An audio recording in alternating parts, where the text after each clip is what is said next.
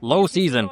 Those who haven't been to Phuket think that the island looks like this 24/7, 7 days a week. Rain, wild waves, but guys, it actually looks like this. Yes, there are still big waves behind me, but believe me, there are plenty of calm beaches in Phuket, even in the low season. We'll definitely talk about them a little further in this video, so make sure to watch until the end and give it a like. To be honest, we love the low season and look forward to it every time. Just compare these two shots. One of these shots was taken in February and the other in July. And what do you think? Pause and write in the comments which frame was taken at what time of year. It will be very interesting to read. We'll talk more about the weather in just a couple of minutes. But for now, let's figure out when exactly the season changes. And yes, the shot on the left was taken in July.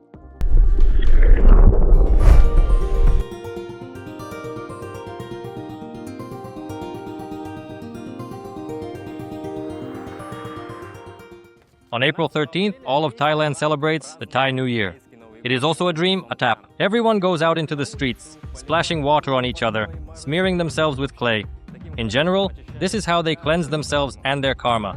We have this tradition before the New Year. It's customary to go to the sauna to cleanse yourself and enter the New Year, feeling pure and enlightened. But here in April, the air temperature heats up to the point where the whole street turns into one big sauna. And it's Songkran that kicks off the rainy season or the low season. It lasts, as a rule, until mid-November, give or take a couple of weeks. The rainiest months are September, October, and November. But from May to August, in our opinion, is the most comfortable weather. Because during this time, the temperature isn't as high, the stuffiness goes away, and the air finally feels fresh. Occasionally, warm tropical showers come through. It's a pleasure to watch them. Fluffy white clouds descend and start to blanket the mountains. In a word, bliss. And the island also blooms, covered in greenery. And after the dry yellow season, it's such a delight for the eyes.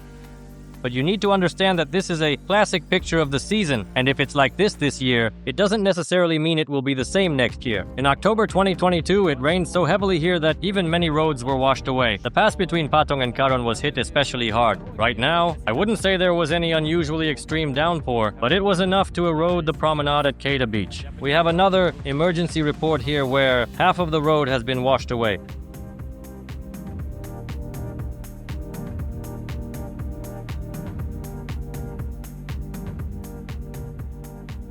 So, friends, what I want to say is tropical rains. It's, of course, cool, beautiful, romantic, fresh, and so on. But you need to understand that this is a natural force and nature often leads to such serious consequences. In general, you just need to be ready for anything. But how will it be this year? Well, no one here can tell you. And every time I go to record a video for you, it starts raining, or there's a hurricane or something else. So if I've accidentally ruined your weather, I'm sorry about that. And also, it's pointless to check the weather forecast for Phuket. It might be raining in the south of the island, while somewhere in the center or in Patong, the sun is shining at the same time. In Kamala, for example, the mountains are positioned in such a way that they hold back the clouds, and it rains here 5 times more often than in any other part of the island. So that's the situation.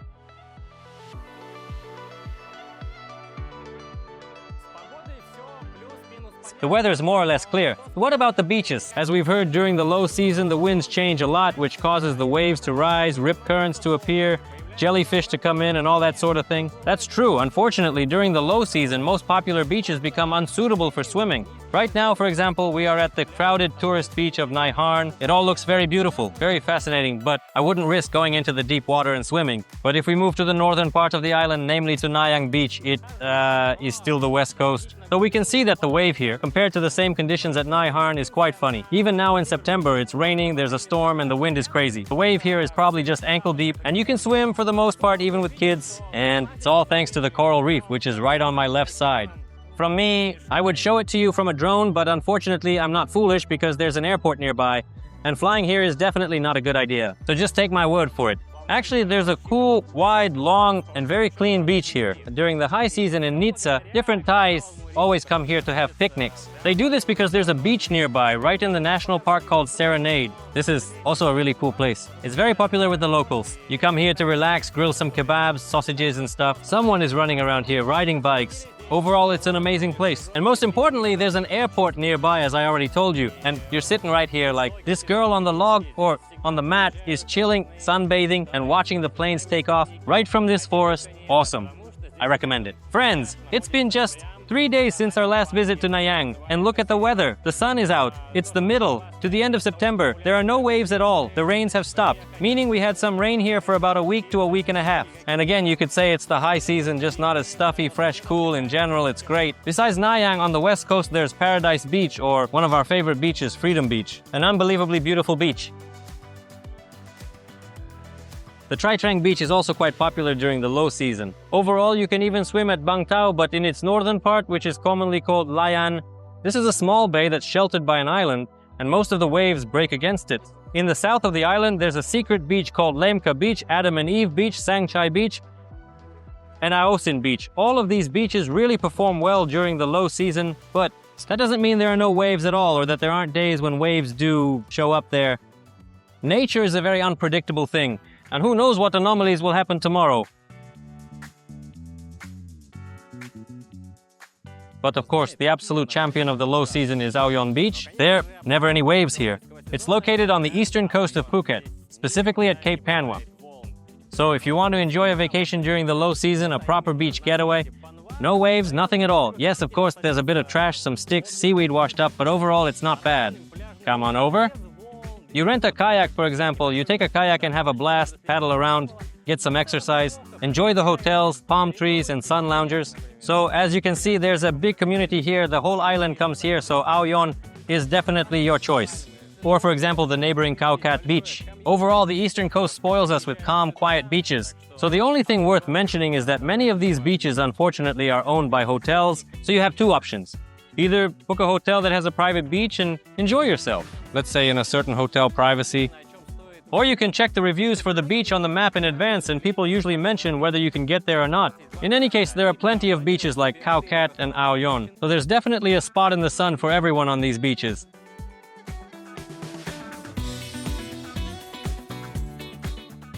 In short, with beaches during the off-season, there are no problems here. Exactly. Yes, there are actually people like me who love to splash around in the waves. But there's one important thing I can't not mention. These are rip currents. During the off-season, rip currents are not uncommon, and if you happen to get caught in one, remember this. Don't try to swim straight to the shore. The speed of a rip current can reach several meters per second. It really pulls strongly, so you won't be able to fight it off. You need to swim out of it sideways, along the shore. Soon you'll find yourself in the breaking wave zone and you'll be washed up to the shallows. Another option to relax is to swim a little further out and wait for the current to weaken. At this point, you can already turn to the side and then head towards the shore. When it comes to jellyfish, no one is safe from them, neither in the high season nor in the low. They can be brought in by the current at any moment. So if you do get stung, the first thing you should do is hide the sting site somewhere in the shade. Ideally, find a special lifeguard station. This is a yellow tent like this.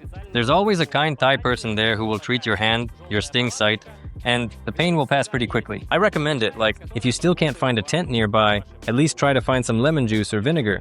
It also disinfects well and neutralizes the venom.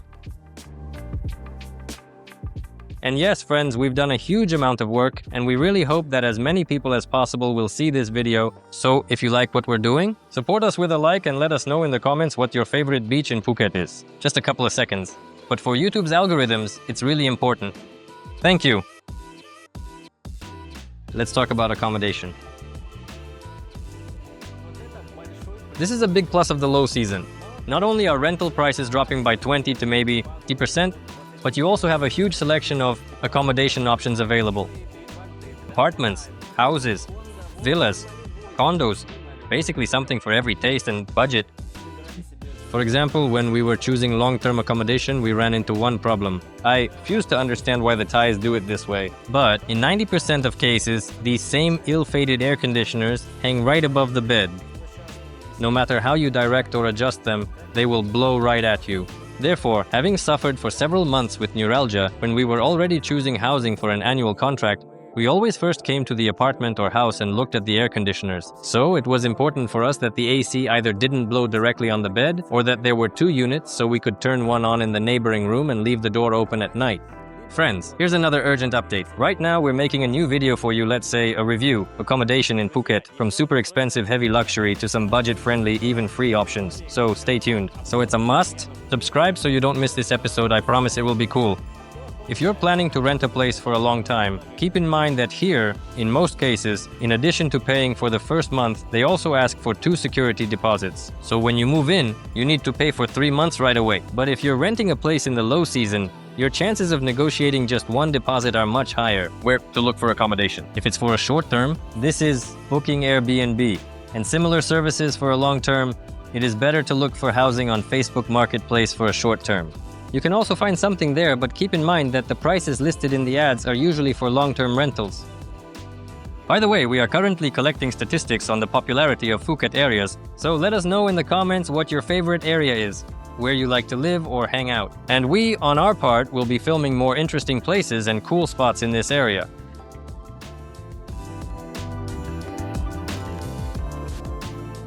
With the arrival of the low season, rental prices for transportation also dropped significantly. For example, a Honda Scoopy bike costs 4,000 to 5,000 during the season, but now it's 1,300, around 4 in Patong. Big machines like X-Max, AT-Max, Forza, etc. are 1,300 now, around 4 in Patong. Currently, they cost 8,000 to 9,000 baht monthly and 15,000 in high season. Well, accordingly, there are these big machines like the X-Max, AT-Max, Forza, and so on, like this giant. Right now, they cost around 8,000 to 9,000 baht per month, and during the high season, they'll be around 15,000 baht. Right now, it costs around 8,000 to 9,000 baht per month, and during the high season, it will be around 15,000 baht. Wow, what a difference. So you can see what a huge selection there is right now. These rental places are packed with bikes, any models, colors, basically everything you want. During the high season, half of the rentals are empty and half of the bikes are under repair, which are there after some accidents and so on. In short, take a look at the US and draw your own conclusions. We're moving on. But to be honest, if your budget allows, car in Phuket is much more preferable. First of all, you don't get burned by the sun, especially when you're waiting at a traffic light. On a bike, it's something scary. Secondly, if a sudden tropical downpour starts, you're under a roof. Everything is great, fresh, dry, and the air conditioning is working. Comfort, in a word. The second is the roads. The roads in Phuket, they really do a great job fixing things on time, so respect and a thumbs up to the Thais for that. And in the low season, there are way fewer tourists on these roads. There are way fewer bikes, and as a result, there are way fewer cars. Traffic jams, in a word. So during the low season, it's better to get around by car. Well, just perfect. And many people think, and to be honest, I thought so too. Driving here seemed intimidating due to many bikes and unclear rules. It's scary, dangerous because there are a bunch of bikes around, and it's unclear if the Thais are even sober or if they know the rules. In general, there are a lot of prejudices about this, and in reality, it's completely the opposite. On the roads, everyone is extremely polite and extremely pleasant, except for these mini buses that are driving in front of me right now. It's a separate cast of people, a separate cast of drivers. I don't know what they eat or drink, but they drive very dangerously. Well, if you don't drive a car or a bike, then there's public transport for you. Yeah, there aren't many of them in Phuket, but it's actively developing. New routes are being added, and this blue Song Thao bus can be your lifesaver. The fare for such a wonderful bus is only 50 baht, no matter where you're going, and you can basically get to any beach or to Phuket town on it. Well, for 50 baht, of course, don't expect anything supernatural like air conditioning or even windows. But in this case, the lack of windows is actually a plus.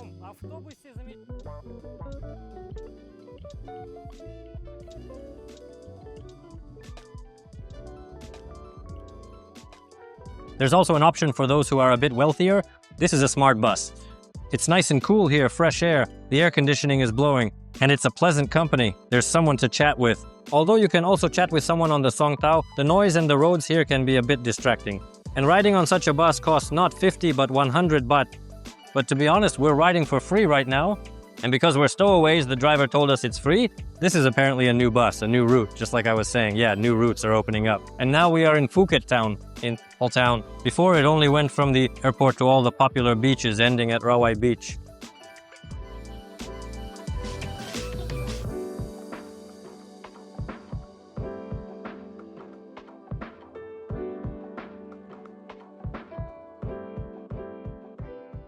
And actually, this is what these buses look like from the outside. So let's take advantage of it and ride around with the air conditioning, enjoying the sights and having a great time. And if you're a real party animal, you can catch one on the street. Here's a wonderful tuk-tuk. Crank up your favorite music, ride around, have a blast, drink with friends, and sing your heart out. In short, be the brightest star on this island. And if you wake up every morning and see such a successful, serious guy in the mirror, or a businesswoman, then you can easily get around in a regular taxi. Apps like Grab, Bolt, and InDriver will help you with this. Recently, car-sharing services have started to appear on the island. They didn't pay us for advertising, so I won't mention their names, but just know that they are available here too. The prices of products in stores or dishes in cafes and restaurants remain the same as in the high season. The only exception is fruits. In Thailand, there's this thing called fruit season. So for example, right now it's the end of July, and this is the season for durian, or the season for longan. Let's go check out the prices. Right now, durian costs 239 baht per kilo. I can't say right now exactly how much it costs during the season, but around 400, 500 baht per kilogram, that's for sure. Or for example, the wonderful longan is 55 baht per kilo. That's about a handful. I think it's around 500 grams. This will be around 100, 120 baht. Also, it's watermelon season now, 29, 39 baht per kilo. All sorts of different small ones with patterns, without patterns, basically something for every taste and color. The prices are just amazing. Mangoes too. Right now it's mango season, and these yellow ripe ones are amazing. 68 baht per kilogram. The green ones are also ripe. It's just a different variety. If they're soft, they'll be good inside. Really sweet. Now there are yellow ones that aren't ripe yet. They're still firm, and those are 40 baht. If you let them sit on your table for a few days, they'll ripen nicely. You also have some wonderful Thai avocado. 4 pieces for 75 baht. Seems like a great deal for them in my opinion. During the frequent tropical rains, the cost of 1 piece is consistently set at 80.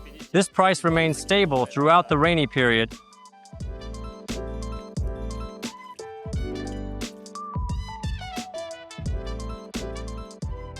Ensuring customers are informed despite the weather. Different snakes, monitor lizards, and similar creatures find it too wet to stay in their jungles, and they might look for dry places. That house that you are renting. So don't be surprised if on some cold, rainy evening, a royal cobra might slither in to warm up by your fireplace. Don't be angry. You can understand her too. It's better to offer her a cup of hot coffee or tea. But seriously, just call the special capture service right away. We will definitely include the contact for these services in the description of this video.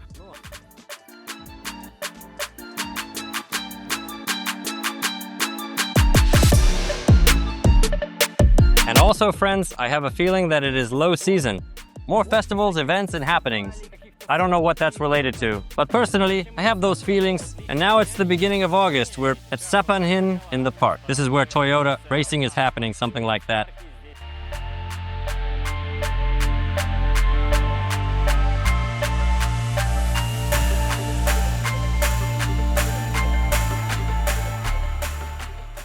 Right here where I'm standing, there was drifting happening. I think you've all seen this already. I got covered in rubber. This guy's totally crazy. He knocked down the grandstand. Let's get away from him, or else he might take us with him.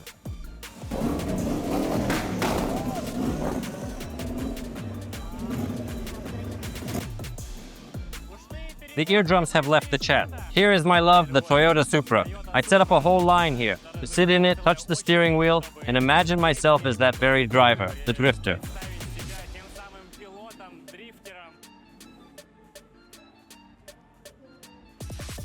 So these are the main competitors who are competing today in jumping, drifting, and some slalom races. All right, now we're going to the coast. I was flying around there with the drone. I saw an exhibition of all sorts of cool tuned cars. Let's go take a look.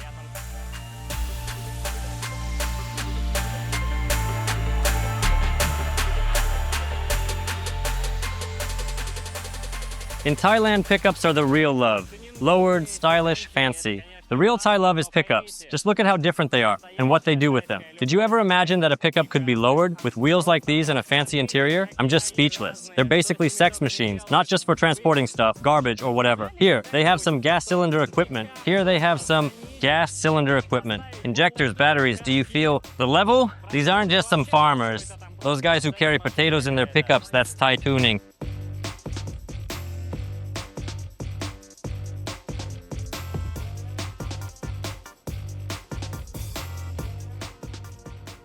Before we talk about the island tours and so on, it's worth noting that during the low season in Phuket, there are few tourists, and you can fully enjoy the beaches, temples, observation decks, islands, Buddhas in general, everything, whatever you want.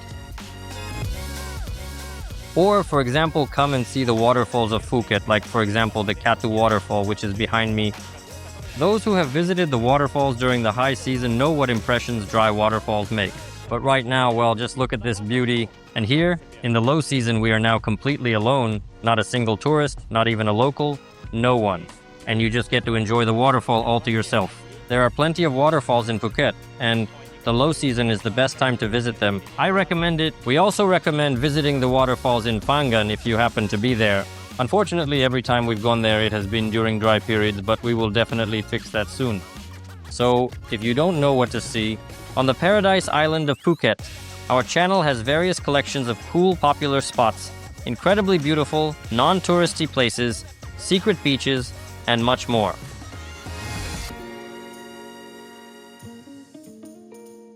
Overall, all tours are operating as usual, except for the Surin Islands and the Similan Islands, and the legendary Maya Bay is closing. They are closed from May 15th to October 15th. Keep that in mind. So, getting back to the weather, this video really captures the weather during the low season. Well, yesterday it rained, today it's cloudy, tomorrow the sun will shine, and it all goes in circles. And now let's talk about the tours. And of course, keep in mind that there can be strong waves in the sea, and the tour might be rescheduled if it's not safe. And in general, if you're planning to go to Phi Phi, we recommend taking the ferry. It takes a bit longer, but it's safer, and you won't get as seasick. As an alternative, you can visit the James Bond Islands, which are located in the calmest bay of Phang Nga province, or spend a night at Chao Lan Lake exploring the neighboring province of Krabi, or take a ride to the incredibly atmospheric island of Phangan or its neighbor, Koh Samui.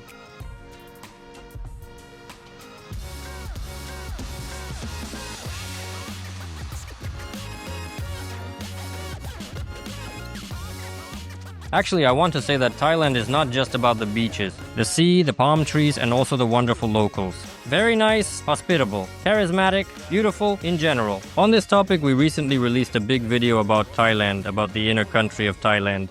We talked to the locals, went to a gathering of Thai street racers, and visited Ladyboy's home. We saw how he lives. In general, I highly recommend that you take a look, or even better, experience it for yourself, come and talk. Overall, I have no words, just Thai people, one love.